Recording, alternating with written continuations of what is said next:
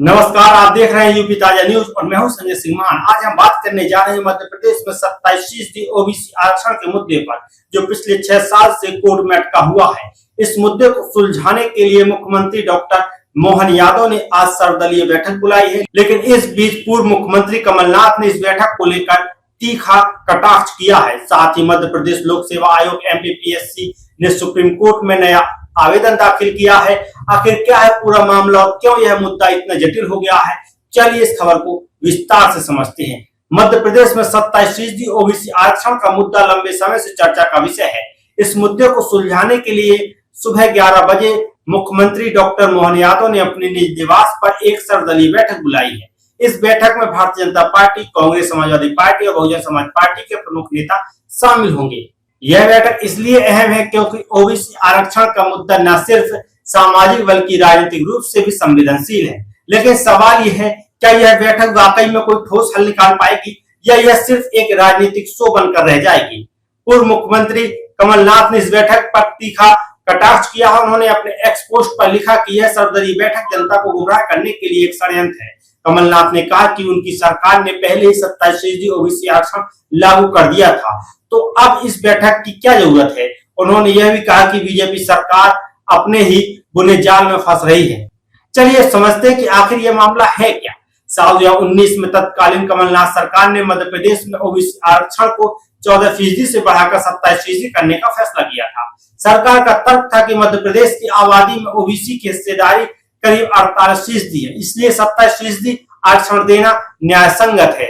2019 में कमलनाथ ने 27% ओबीसी आरक्षण का अध्यादेश विधानसभा में पास किया गया था। 2020 में हाईकोर्ट ने भर्ती प्रक्रिया में 27% आरक्षण पर रोक लगाई थी। वहीं 2025 में MPPSC ने सुप्रीम कोर्ट में नया आवेदन दाखिल किया है, लेकिन इस फैसले के खिलाफ हाईकोर्ट में याचिकाएं दाखिल हुई। याचिकाकर्ताओं का तर्क था कि 27% ओबीसी आरक्षण देने से कुल आरक्षण की सीमा 50% से अधिक हो जाएगी, जो सुप्रीम कोर्ट की इंदिरा साहनी मंडल आयोग के मामले में तय की गई सीमा का उल्लंघन है।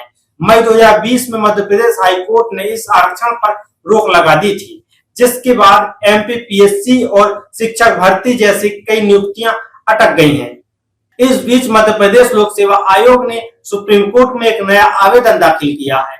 यह आवेदन बुधवार को दाखिल किया गया, यानी सर्वदलीय बैठक से ठीक एक दिन पहले। MPPSC ने अपने पहले दाखिल किए गए काउंटर एफिडेविट को भी वापस लेने की मांग की है। MPPSC ने अपने आवेदन में कहा है कि पहले दाखिल किए गए हलफनामे में कुछ औपचारिक त्रुटियां थी। आयोग ने इन त्रुटियों के लिए बिना शर्त माफी मांगी और सुप्रीम कोर्ट से अनुरोध किया है कि पुराने हलफनामे को हटाकर नए संशोधित हलफनामे को स्वीकार किया जाए। लेकिन सवाल यह है, क्या ये त्रुटियां वाकई में अनजाने में हुई थी या इसके पीछे कोई रणनीति। कमलनाथ ने तो इसे सरकार की साजिश का हिस्सा बताया है।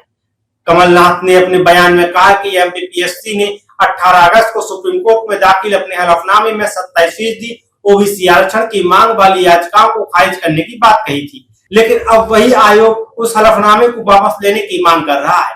कमलनाथ ने कहा कि MPPSC के अध्यक्ष और सदस्यों की नियुक्ति सरकार ही करती है, तो यह मानना कि आयोग का हलफनामा सरकार की मंशा से अलग था, एक मजाक है। कमलनाथ ने यह भी कहा कि उनकी सरकार ने सभी कानूनी प्रक्रिया पूरी कर 27% ओबीसी आरक्षण लागू किया था।